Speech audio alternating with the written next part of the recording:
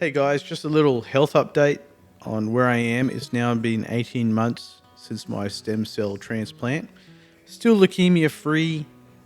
I've got some funny liver problems. Well, not problems, but just the levels are a bit higher than normal.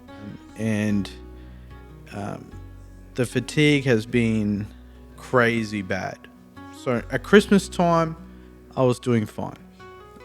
What was happening was I wasn't really working, basically not working at all, just doing stuff around the house, do a bit of gardening, those type of things. And then I decided, well, I'm going to Christmas events and things like that, and I was functioning okay. I would be taking my painkillers in the morning, Targin to be specific, and opioid. And then I was able to push myself through the day, function okay. And so I decided, you know what, it's about time I decided to try to work and earn some money. So I looked for some clients and got blessed with some awesome clients. They allowed me to work, you know. I warned them I wasn't going to work much, but they allowed me to work maybe 2 to 10 hours a week. Like it was choppy, okay? It wasn't constant. And so what happened was, for the last 6 months I was trying to work, and I would wake up at 5 in the morning because I've got 2 kids and they love waking up that early. I'll do a bit of Bible reading or something like that. Very tired in the morning, very slow, and I just had to take my Targin to get energy. And so I'd wake up, have a coffee, medicine or opioid, whatever you want to call it, and then eventually about 7 o'clock I'd be somewhat okay, have breakfast, and then I'd go to work at 8 o'clock. So what would happen was I'd go to work, I would commit myself for at least 4 hours, like commit. But what would normally happen, I would go to work, depending on the day, I would start working, be very tired, breathless, unable to do much. Pretty much I'll do maybe an hour's worth of work within that 4 hours. And some days I couldn't work because I was just too tired.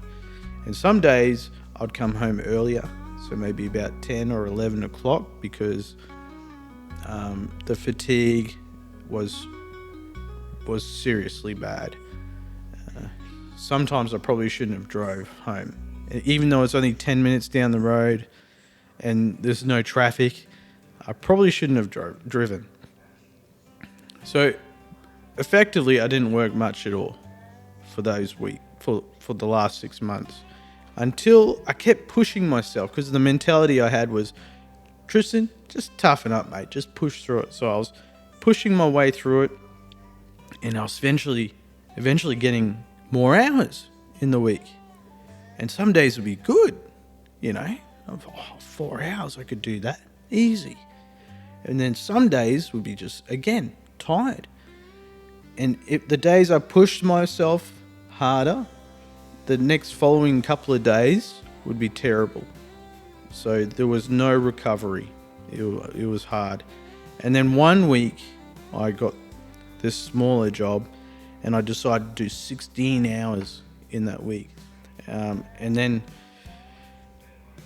what happened was, on the weekend of that week, I was bedridden. And this only happened about a month ago. I was bedridden. I couldn't move, get out, couldn't cook dinner, couldn't do anything. Even with the Targin, I was ineffective.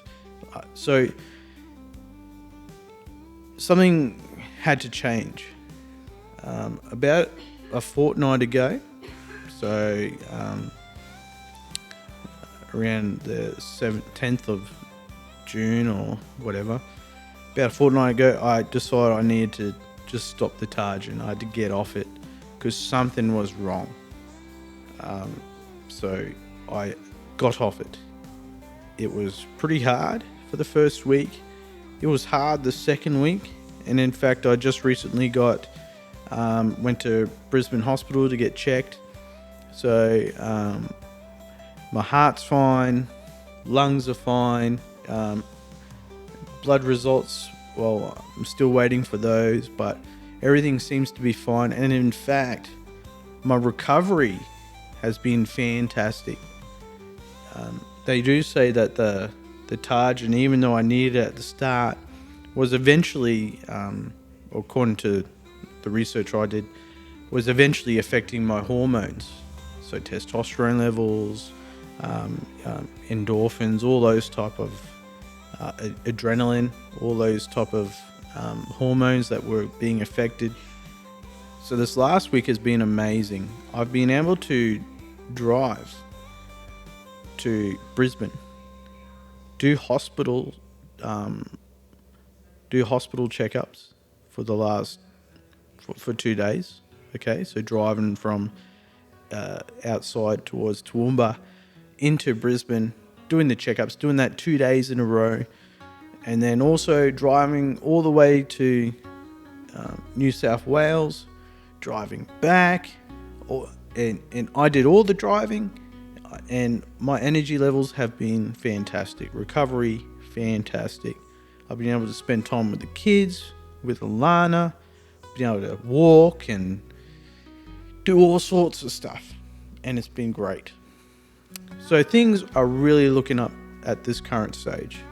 The only thing that I could say is that I have not been working for the last 2 weeks. I've either been withdrawing from the drugs, or I've been going to hospital and doing checkups. So this next week, if you could pray for me, it'd be wonderful, because I'm going to try to go back to work.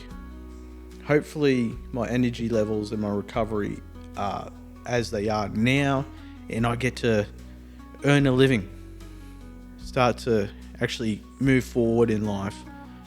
And then also, I hope I'll be able to go to church, actually go and hang out with people, because the last 6 months I've had no energy or time to hang out with anyone.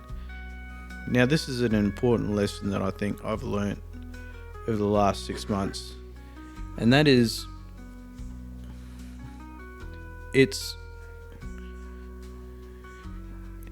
in the last 6 months, I have had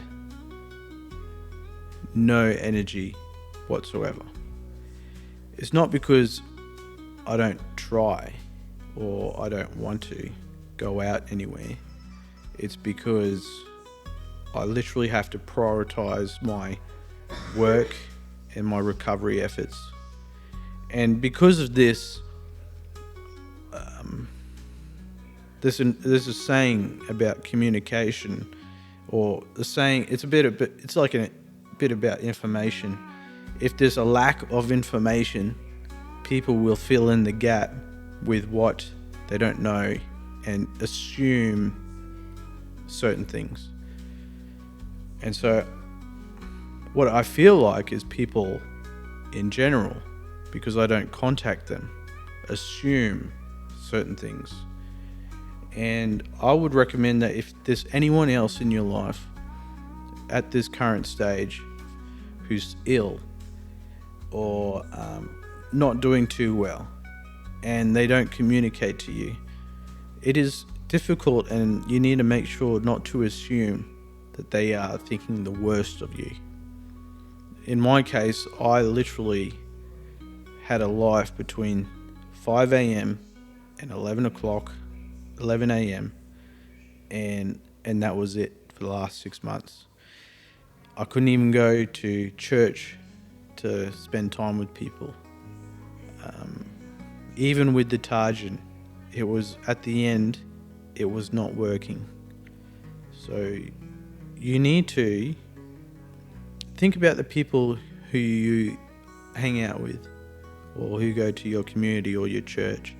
And if they are doing that, not communicating with you, and you know, or you have a feeling that they're not doing too well at home, or with their health, just go to their house, knock on the door, open it, and the best thing you could do with them is you don't just have to have a big, deep, meaningful conversation.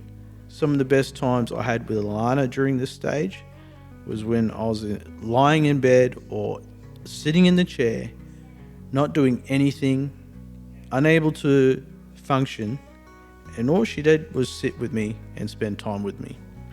So I recommend, if you have friends like that, just go do it.